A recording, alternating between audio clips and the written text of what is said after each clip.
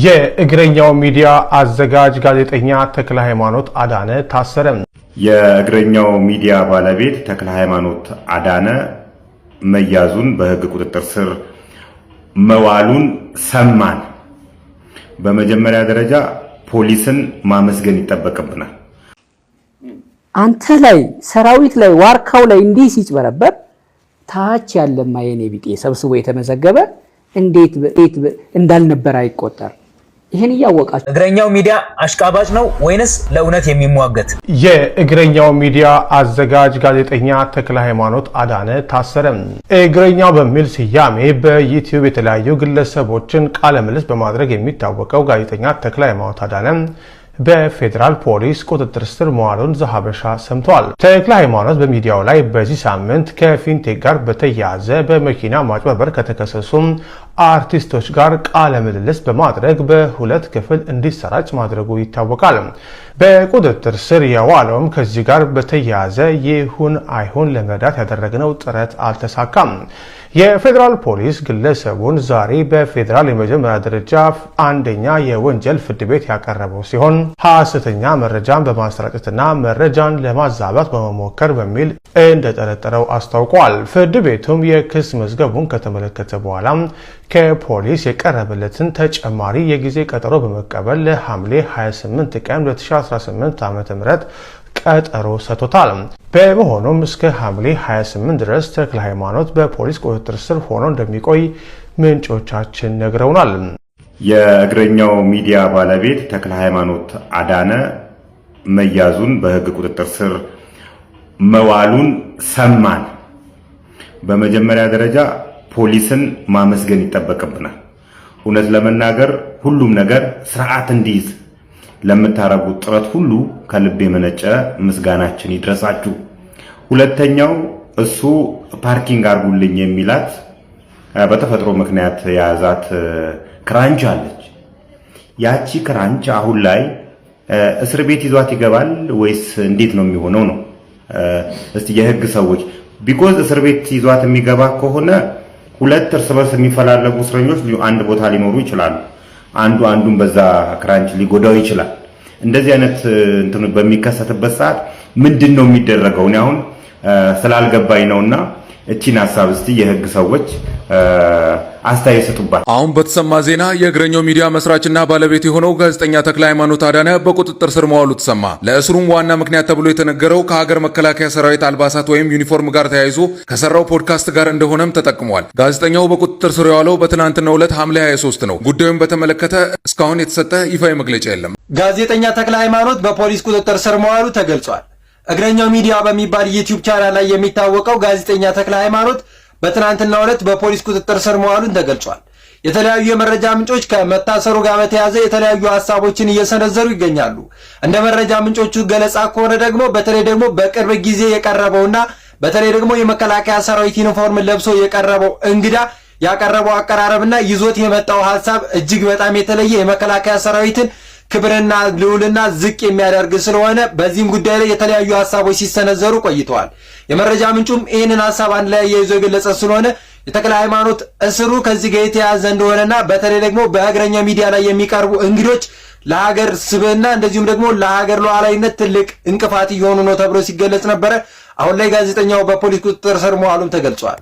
እግረኛው ሚዲያ አሽቃባጭ ነው ወይንስ ለእውነት የሚሟገት? ገንዘብ ያለው ሰው ካገኘ እግረኛ ሚዲያ በመሃላችሁ ስለተገኘው እንደመባረክ እንደመቀደስ ቆጥረዋለሁ። እነዚህ አርቲስቶች መሃል መገኘት ከነሱ ጋር አብሮ መሆን እንዴት ነው መባረክና መቀደስ ሊሆን የሚችለው? ይሄ ሰውዬ እያሽቃበጠ ነው።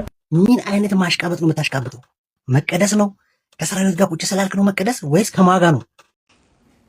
አንተ ላይ ሰራዊት ላይ ዋርካው ላይ እንዲህ ሲጭበረበር ታች ያለ ማየኔ ቢጤ ሰብስቦ የተመዘገበ እንዴት እንዳልነበር አይቆጠር።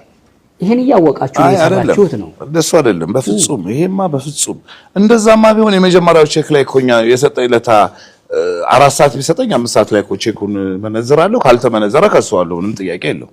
ግን እየሰራ ያለው የሄደበት ያለው መንገድ ምናምን እንደዚህ እንትን ነው የሚያደርግ። ዲሌይ ነው የተፈጠረው፣ መዘግየት ነው እየተፈጠረ ያለው እንጂ መካድ አይደለም። እኔ አይደለም አንዳንድ ጊዜ መጨረሻ ላይ ፍራውድ ነው አልከኝ እኮ አስመታው። ቼኩ ኦፍ ኮርስ ቼኩን አስመታው።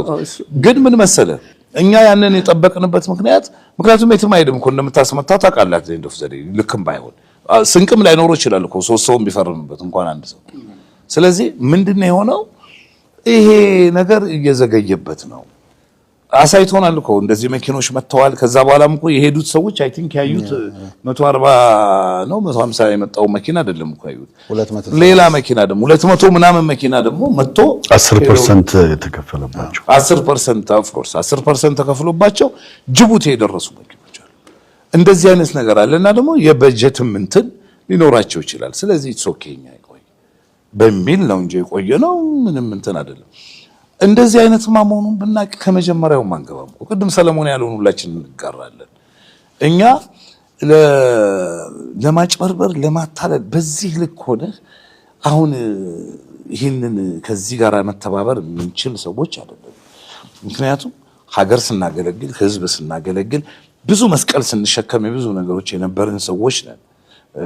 ምናልባት እዚህ ውስጥ አይሆኑ ይሆናል እንጂ እነዚህ ጓደኞቼ ሌሎቹ ግን እኔ ግን እንደው ከሚሊቴሪ ጊዜ ጀምሮ ታገለግላት የነበርኩት ሀገር ነው። ታገለግለው የነበረው ህዝብ ነው። ለጋራና ለሸንተራ አይደለም ለህዝብ ነው ታገለግለው እና ይሄንን ህዝብ አሁን እንደዚህ የመኪናና የምናምን የቆርቆሮ ማታለልና ማጭበርበር ጉዳይ ውስጥ አትገባም። እንደሱ አይነት ነገር ማብታስብ እጅግ በጣም ብዙ እንትን ይሰራል እና እሱ ነው እኛ ራሳችን በየልካችን ዳኒ ከ10 ወር በኋላ ነው የደረሰው። ካሊድ ከ8 ወር በኋላ ነው እንትና እንደዚህ ሁሉም እኮ በትክክል አልደረሰውም። ግን የህዝቡ ይቅደም በሚል ስሜት ነው ያለው። ሶንግ ተነጋግሮ ይቱ ነው የደረሰው ምናምን የተዘበራረቀ ነገር ነው። ግን ይሄን የሚያረጋው እዛ ጋር ሌላ ትግል ስላለበት ነው የሚል እሳቤ ወስደን ነው እንጂ ብዙ ለዚህማ ቢታሰብ እንደዚህ አናስብም። እንደዚህ የሚያስብ ደግሞ ሰው ነው ይሄ አይደለም። በማስታወቂያ በመስራት እነ ሰርሽን አይቼ ተታልያለሁ በሚል ነው አይደለ ክሱ። በእንዲህ አይነት ክስ በኢትዮጵያ ውስጥ በማስታወቂያ እሱን አይቼ እሱ ሲያስተዋውቅ አይቼ በሚል እኔ የሰማሁት አንተን ነው። አሁን ላለውም ወደፊትም ላለው ለማስታወቂያ ስራ እንዲህ አይነቱ ነገር ምን ምልክት ይሰጣል? ወደፊትስ ማስታወቂያ እንዴት ነው የምትሰራው አንተ? አሁን እኛም ግራ ይገባን ይሄም ነገር እንዲታወቅ እንትኑም ህብረተሰቡም እንዲያውቀው በጣም ጥሩ ጥያቄ ስለሆነ ነው። የነገውን የዚህን ሴክተር አደጋ ላይ የሚጥል ነገር ነው አሁን ይሄው ነው። ምክንያቱም ማንኛውም ሰው ሊያይ የሚችለው እንትን ነው ህጋዊ የሆነ ሰነድ ነው ሊያይ የሚችለው። ሰውየው ከ5 ዓመት በኋላ ከ6 ዓመት በኋላ ወይም ከ2 ዓመት በኋላ ሊቀየር እንደዚህ ሊሆን ምናምን ይችላል የሚል እንትን አይኖርም የትኛውም ሰው። ስለዚህ ያለ መስራት ነው የሚሻለው። ምክንያቱም ይሄን ሰውዬ እንዴት አሁን ቢምልልህ ቢገዘትልህ ቤተክርስቲያን ዘግቶ መስጊድም እንትን ብሎ ቁርአንም ይዞ ቢገዘት እንዴት ነው ልታምነው የምትችለው? እኛ እንትናችን ምን ድረስ ነው የኛ ምን ድረስ ነው ልንሄድ የምንችለው? እዚህ ድረስ ነው ልንቆጣጠር የምንችለው? ሰነዳችንን ይዘናል አለ የሁላችን ሁሉም ከእንትኑ ጋር አታች አድርጎ ይዟል ህጋዊ ሰነዱን። ከዛ በላይ ልንሄድ እንችላለን ወይ?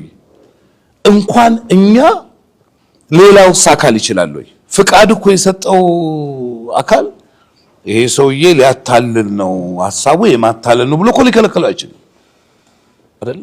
ይሰጠዋል። ስለዚህ ቀጥሎ ያለው ነገር በጣም አደጋ ነው የሚሆነው።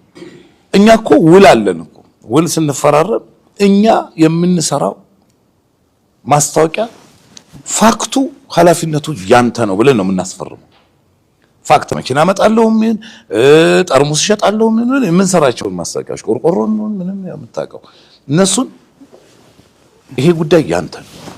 እኛ አርት ነው የምንጨምርበት አርት ፕላስ ፋክት አድርገን ነው የምንሰራው። የካምፓኒው ጉዳይ አለ የኛ ጉዳይ አለ። በዚህ ጉዳይ ለሚመጣ ጥያቄ በሶስተኛው ወገን ለሚመጣ ጥያቄ ኃላፊነቱን የሚወስደው ኩባንያው የአድቨርታይዘሩ ማለት ነው እንጂ ኤጀንቱ አይደለም። ይሄንን አድርገን ነው የምንሰራው። ይሄ እያለ አይ ይሄ ያስጠይቃል ከተባለ አዱን ወይ ሌላ ውል ተዘጋጅቶ ወይ የሚያጸድቅ አካል ይሄንኑ ልንዋዋል ነው እንዴት ነው ሲባል ማለት እሱም ኖሮበት እኮ ላይሳካ ነው ማለት ነው። ይሄ ያስፈራል። ብዙ ሰዎች አሁን እኛ እንትን ካልን በኋላ አምባሳደርነት የተፈራረሙትን ጉዳይ አረ ይቅርብን ብለው የመለሱ ልጆች አሉ። ታውቃለህ? አዎ እነዚህ ሰዎች አሁን ነገ ማስታወቂያና አይኛ ማስታወቂያ ምን ይስሩ በዚህ ሙያ ላይ ተሰማሩ በጣም ብዙ ነገር ላይ ያስገባን እንችል ብዙ ዘርፍ ኢቭን ቴሌቪዥንና ሬዲዮ ጣቢያችን ሚዲያው ጠቅላላ መሰረቱን ያደረገው በማስታወቂያ ገቢ ላይ ነው። በተለይ ፕራይቬቱ አይደል? በሱ ነው የሚተዳደረው። ማስታወቂያ ካልተሰራ ከሄዳምቱ ነው የሚያስተላልፈው። እሱ ብዙ አደጋ ነው፣ ተከታታይ አደጋ አለው ይሄ ነገር መደረጉና ይሄ እንዴት እንደሚፈታ እንትን አይደለም። እና ደግሞ እንደዚህ አይነቶቹ ሰዎች እንዲህ ነገሮችን እንትን እያሉ ቅድም ካለች ሲል ነበር ቢያንስ በህግ እንኳን ባይጠየቁ ታማኝነታቸው ላይ ጥያቄ እንፍጠር። ይሄ በቃ ካራክተር አሳሲን ማድረግ ነው፣ መግደል ነው። እንዲህ አድርገን እንሄድ ህዝቡ ቢሰማቸው ኖሮ እኮ ሌላ ታሪክ ነበር። ደግነቱ ይሄንን የተቀበለው የነሱ ነው የተቀበለው የተወሰነ ሰው ለነሱ ስንል አሁንም እዚህ ጋር መተን ምናምን እነዚህኛዎች አሉ። ወደፊትስ ማስታወቂያ እንዴት ነው የምትሰራው አንተ? አሁን እኛም ግራ ይገባን ይሄም ነገር እንዲታወቅ እንትኑም ህብረተሰቡም እንዲያውቀው በጣም ጥሩ ጥያቄ ስለሆነ ነው የነገውን የዚህን ሴክተር አደጋ ላይ የሚጥል ነገር ነው አሁን ይሄው ነው። ምክንያቱም ማንኛውም ሰው ሊያይ የሚችለው እንትን ነው ህጋዊ የሆነ ሰነድ ነው ሊያይ የሚችለው። ሰውየው ከ5 ዓመት በኋላ ከ6 ዓመት በኋላ ወይም ከ2 ዓመት በኋላ ሊቀየር እንደዚህ ሊሆን ምናምን ይችላል የሚል እንትን አይኖርም የትኛውም ሰው። ስለዚህ ያለ መስራት ነው የሚሻለው። ምክንያቱም ይሄን ሰውዬ እንዴት አሁን ቢምልልህ ቢገዘትልህ ቤተክርስቲያን ዘግቶ መስጊድም እንትን ብሎ ቁርአንም ይዞ ቢገዘት እንዴት ነው ልታምነው የምትችለው? እኛ እንትናችን ምን ድረስ ነው የኛ ምን ድረስ ነው ልንሄድ የምንችለው? እዚህ ድረስ ነው ልንቆጣጠር የምንችለው? ሰነዳችንን ይዘናል አለ ወይ ሁላችን ሁሉም ከእንትኑ ጋር አታች አድርጎ ይዟል ህጋዊ ሰነዱን። ከዛ በላይ ልንሄድ እንችላለን ወይ? እንኳን እኛ ሌላው አካል ይችላል ወይ? ፍቃድ እኮ የሰጠው አካል ይሄ ሰውዬ ሊያታልል ነው ሐሳቡ የማታለል ነው ብሎ እኮ ሊከለክለው አይችልም አይደል? ይሰጠዋል። ስለዚህ ቀጥሎ ያለው ነገር በጣም አደጋ ነው የሚሆነው። እኛ እኮ ውል አለን እኮ ውል ስንፈራረም እኛ የምንሰራው ማስታወቂያ ፋክቱ ኃላፊነቱ ያንተ ነው ብለን ነው የምናስፈርመው። ፋክት መኪና አመጣለሁ ምን ጠርሙስ እሸጣለሁ ምን የምንሰራቸው ማስታወቂያዎች ቆርቆሮን ምንም የምታውቀው እነሱን ይሄ ጉዳይ ያንተ ነው። እኛ አርት ነው የምንጨምርበት አርት ፕላስ ፋክት አድርገን ነው የምንሰራው። የካምፓኒው ጉዳይ አለ፣ የኛ ጉዳይ አለ። በዚህ ጉዳይ ለሚመጣ ጥያቄ በሶስተኛው ወገን ለሚመጣ ጥያቄ ኃላፊነቱን የሚወስደው ኩባንያው የአድቨርታይዘሩ ማለት ነው እንጂ ኤጀንቱ አይደለም። ይሄንን አድርገን ነው የምንሰራው። ይሄ እያለ አይ ይሄ ያስጠይቃል ከተባለ አዱን ወይ ሌላ ውል ተዘጋጅቶ ወይ የሚያጸድቅ አካል ይሄንኑ ልንዋዋል ነው እንዴት ነው ሲባል ማለት እሱም ኖሮበት እኮ ላይሳካ ነው ማለት ነው። ይሄ ያስፈራል። ብዙ ሰዎች አሁን እኛ እንትን ካልን በኋላ አምባሳደርነት የተፈራረሙትን ጉዳይ አረ ይቅርብን ብለው የመለሱ ልጆች አሉ። ታውቃለህ? አዎ እነዚህ ሰዎች አሁን ነገ ማስታወቂያና አይኛ ማስታወቂያ ምን ይስሩ በዚህ ሙያ ላይ ተሰማሩ በጣም ብዙ ነገር ላይ ያስገባን እንችል ብዙ ዘርፍ ኢቭን ቴሌቪዥንና ሬዲዮ ጣቢያችን ሚዲያው ጠቅላላ መሰረቱን ያደረገው በማስታወቂያ ገቢ ላይ ነው። በተለይ ፕራይቬቱ አይደል? በሱ ነው የሚተዳደረው። ማስታወቂያ ካልተሰራ ከሄዳምቱ ነው የሚያስተላልፈው። እሱ ብዙ አደጋ ነው፣ ተከታታይ አደጋ አለው ይሄ ነገር መደረጉና ይሄ እንዴት እንደሚፈታ እንትን አይደለም። እና ደግሞ እንደዚህ አይነቶቹ ሰዎች እንዲህ ነገሮችን እንትን እያሉ ቅድም ካለች ሲል ነበር ቢያንስ በህግ እንኳን ባይጠየቁ ታማኝነታቸው ላይ ጥያቄ እንፍጠር። ይሄ በቃ ካራክተር አሳሲን ማድረግ ነው፣ መግደል ነው። እንዲህ አድርገን እንሄድ ህዝቡ ቢሰማቸው ኖሮ እኮ ሌላ ታሪክ ነበር። ደግነቱ ይሄንን የተቀበለው የነሱን የተቀበለ የተወሰነ ሰው ለነሱ ስንል አሁንም እዚህ ጋር መተን ምን አሁን እነዚህኛዎች አሉ። መኪናም ቢሆን እኮ እኛ ብር ተጠራቅሞ ነው ድርጅቱ ገዝቶ የሰጣቸው። እኔ ሰለሞን የሚነዳው መኪና የኔ መኪና ነው። ይሄን የልጆቼ ዳቦ ማበላበት ጉሮሮ የልጆችን ጉሮሮ ነው ወስዶ እሱ ሲነዳ የነበረው። ምንም በቃ ሳይተርፈኝ ነው የሰጠኋቸው። በ3 ወር ይደርሳል ብለውኝ ማለት ነው። ክብር ለክብራቸው እንጂ የሚጨነቁ አዎ ሰዎች ገንዘባቸውን በመከራ በችግር በብዙ ውጣ ውረድ ምናምን ያጠራቀሟትን ወይም ደግሞ ከተለያየ ቦታ ያመጧትን ገንዘብ የሆነ ነገር አገኛለሁ ብለው ሰጥተዋል። ያ ነገር አልሆነም ወይ ደግሞ የሚሆነውን ወደፊት እናየዋለን።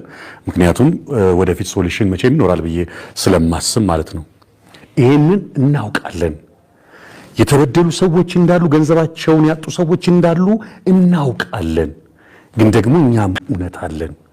እውነታችንን ለማውራት ነው እንጂ የተበደሉትን ሰዎች ከሐሳቡ ቮይድ እያደረግን ራሳችንን ለማጽዳት አይደለም።